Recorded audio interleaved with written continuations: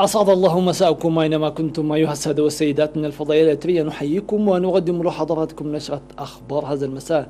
أستهلوا معكم أنا عبد الله محمد علي بالعناوين.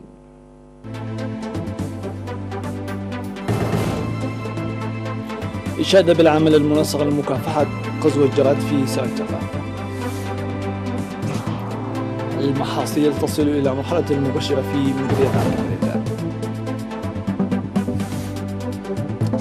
جهود لضمان صحة الماشية في إقليم القاش بركة.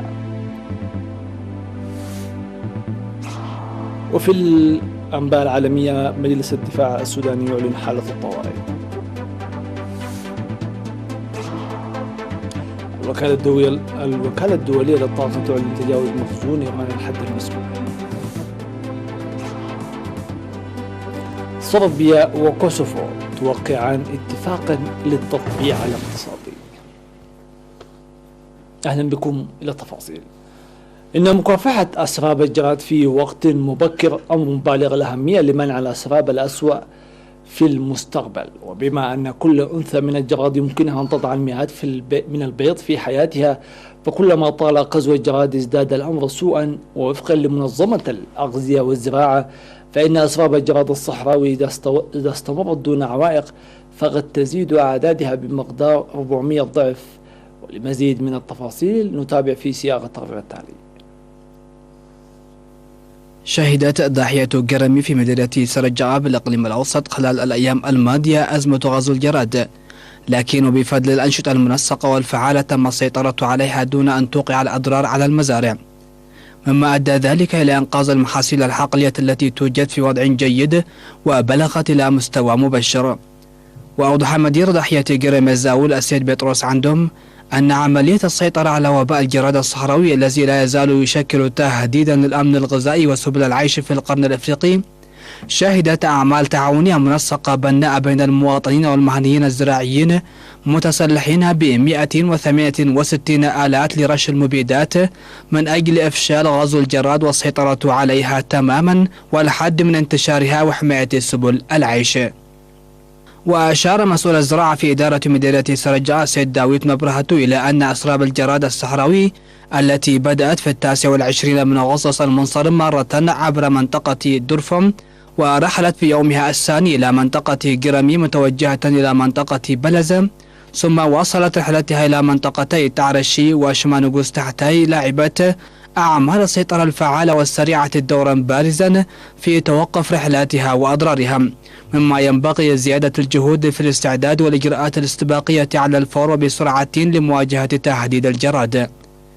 يذكر بأن مختلف مناطق البلاد تشهد جهود جبارة ومساعي حسيسة في إطار الأنشطة الفعالة الجارية منذ منتصف أغسطس المنصرم للسيطرة على أزمة غزو الجراد، وذلك بالتعاون بين المواطنين ووزارة الزراعة وأعضاء قوات الدفاع. ورغم تنفيذ أعمال ناجحة لرش المبيدات الحشرية في مناطق واسعة بكافة أرجاء البلاد، إلا أن ارتفاع أعداد الجراد الصحراوي يمثل تهديدا خطيرا وغير مسبوق للأمن الغذائي وسبل العيش في القرن الأفريقي وخاصة دول الجوار. لذلك تناشد وزارة الزراعة المجتمع المدني وخاصة المزارعين للقيام بمتابعة جادة والإبلاغ الفوري لمواجهة أسوأ اجتياح للجراد الصحراوي منذ عقود في المنطقة. تشهد كافة مناطق البلاد هذا العام هطول أمطار غزيرة وفي مساحات واسعة، وبفضل الجهود المنسقة والاستعدادات المسبقة بلغت المزارع إلى مرحلة مبشرة.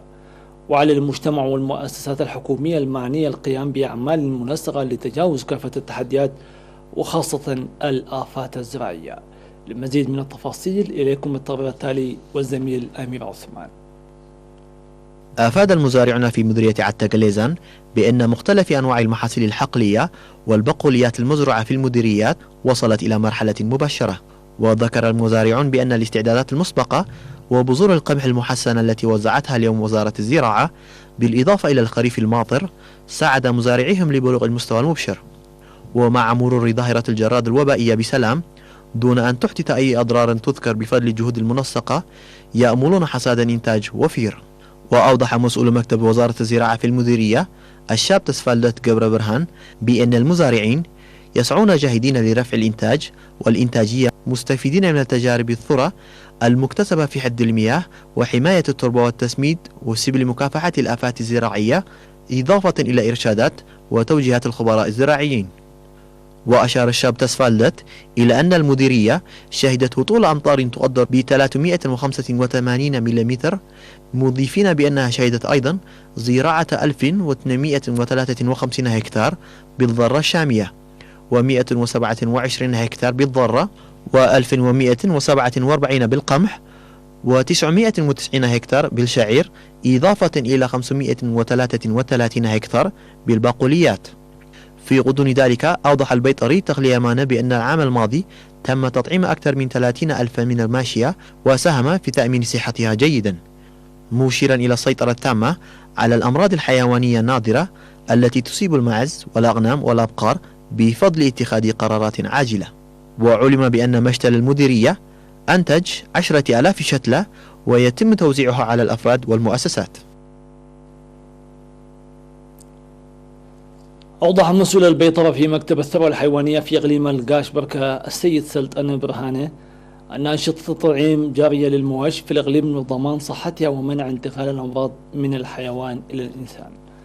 وقال أن التطعيم يجري سنويا لحوالي 1,300,000 من المواشي في إقليم القاش بركة، والخدمات البيطرية المنتظمة في 32 عيادة في مديريات الإقليم.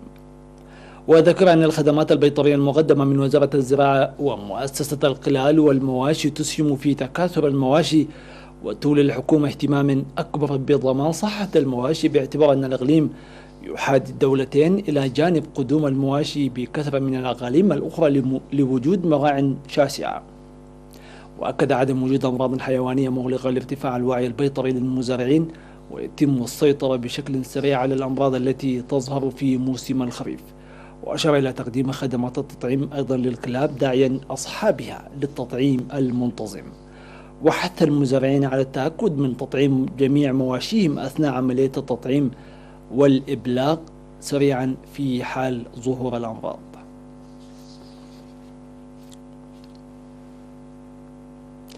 لضمان توفير إمدادات كافية وموثوقة من منتجات الدم المضمونة وبدائل نقل الدم الجارية في إطار الجهود المنسقة بين نقل الدم الوطني والجمعية الوطنية للتبرع الطوعي للدم، وكذلك المعدات العصرية المدخلة حديثا، ظلت توفر كميات كافية من الدم وتشهد تطورا ملموسا. في المناسبة التي تبرع فيها أعضاء الاتحاد الوطني للشباب وطلبة التدريب وعمال إدارة مديرية الزراعة في الإقليم الأوسط في 4 سبتمبر، قال مسؤول خدمات التبرع الطوعي للدم السيد محاري أبراهام أن حملات التوعية الجارية لتعزيز وعي المواطنين حول عملية التبرع ونقل الدم ملائمة لاحتياجات المريض، وتتم في التوقيت المناسب وتنفذ على النحو المطلوب، وظلت تزداد عاما إثر آخر. وذكر السيد محاري عن انخفاض نسبة وفيات الأمهات أثناء الولادة إلى 0 بفضل تجهيز كميات كافية من منتجات الدم المامونة في المستشفيات، وضعا في الاعتبار سلامة المريض في عملية نقل الدم على كل من مأمونية منتجات الدم وسلامة إجراءات نقل الدم، مشيدا بجهود المتبرعين الطوعيين وأعضاء الجمعية الوطنية للتبرع الطوعي للدم لإنجاح البرنامج وتقدمه. من جهته قال مسؤول المختبر الطبي في نقل الدم الوطني السيد من قسطام عند ميكائيل أن وحدة الدم الكامل ومكونات الدم المتقيرة الواحدة تحتاج إلى إجراء حوالي 5 أنواع من الفحوصات وتتوزع إلى مختلف محتويات الدم. ويقوم نقل الدم الوطني إلى 22 مؤسسة صحية في 6 أقاليم بالبلاد. وتوضح المعلومات الواردة من نقل الدم الوطني بأن الأشهر ال6 الماضية شهدت تجميع 6000 وحدة دم من الأسر والأفراد وعمال المؤسسات، ووزعت للمؤسسات الصحية بعد أن أجري لها فحوصات لازمة بما يضمن سلامة المريض ويساعد على تحسين صحته وبقائه على قيد الحياة. قدم الدعم المالي والعين للمحتاجين في عد موسودة بمديرية عدوخالة وكذلك في مدينة مندفرة وضواحيها. وقدم المحسنون في موسودة 100,500 نقفة ل42 من المحتاجين والأيتام وأبناء الشهداء والمسنين. وقدمت جمعية معاقل حرب الدعم المالي والعين ل87 من أعضائها في مدينة مندفرة. فاصل ومن ثم نواصل.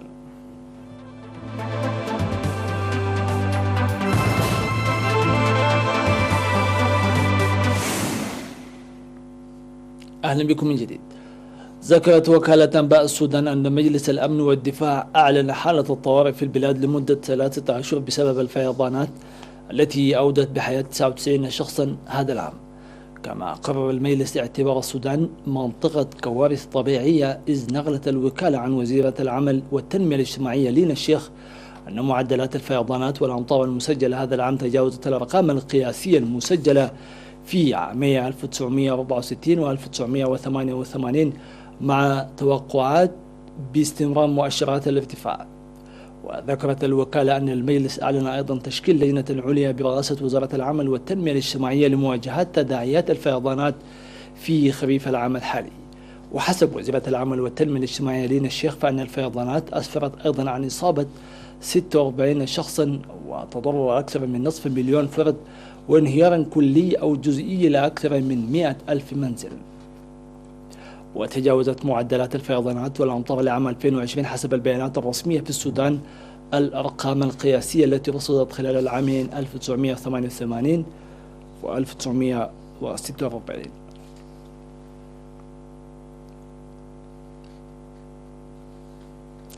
أعلنت الوكالة الدولية للطاقة الذرية أن المخزون الإيراني من اليورانيوم المخصب يتجاوز حاليا 10 مرات الحد المنصوص عليه في اتفاق 2015 النووي الذي أبرمته إيران مع القوى الكبرى.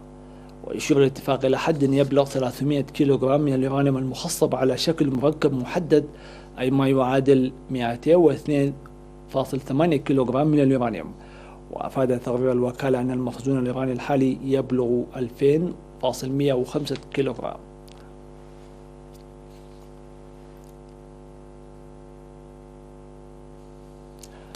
وقع الرئيس الصربي ألكسندر فوتشيتيتش ورئيس الوزراء الكوسوفي عبد الله هوتي في البيت الأبيض اتفاقا حول التطبيع الاقتصادي من شأنه المساهمة في تسوية واحد من الملفات الشائكة للغاية في أوروبا. وكان الزعيمان قد اجتمعا في واشنطن بوساطة قادها مستشار الأمن القومي للرئيس دونالد ترامب روبرت أوبراين والموفد الأمريكي ريتشارد جرينيل. ووصف البيت الأبيض الاتفاق بأنه تاريخي، علما بأنه لا يشكل حلا للخلاف السياسي العميق بين البلدين في منطقة البلقان. وقال الرئيس الأمريكي دونالد ترامب في المكتب البيضاوي أنه استغرق هذا الأمر عقودا لأن أحدا لم يحاول معالجة الأمر. وكانت الولايات المتحدة بين أولى الدول التي اعترفت باستقلال كوسوفو عام 2008 بعد حرب خلفت 13,000 قتيل أواخر تسعينيات القرن الفائت.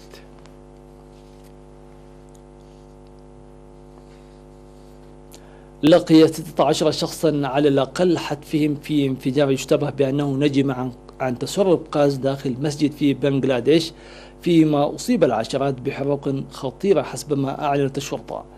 وكان الحاضرون يؤدون الصلاة عندما تسبب الانفجار بحريق في المسجد الواقع في منطقة ناريانغانغ بحسب أجهزة الطوارئ. واشتبه المحققون في أن تكون شرارة من مكيف عاود العمل بعد انقطاع الكهرباء عنه تسببت في اشتعال الغاز. وكان الضحايا 16 من بين 37 شخصا نقلوا إلى مستشفى متخصص في داكا بحسب المتحدث باسم المستشفى. وكثيرا ما تنتهك قواعد السلامة في ورش البناء في بنغلاديش، ويلقى المئات حتفهم في كل عام في حرائق في بلد يعد 168 مليون نسمة. بهذا نكون قد وصلنا إلى ختام هذه النشرة. في أمان الله وحفظه.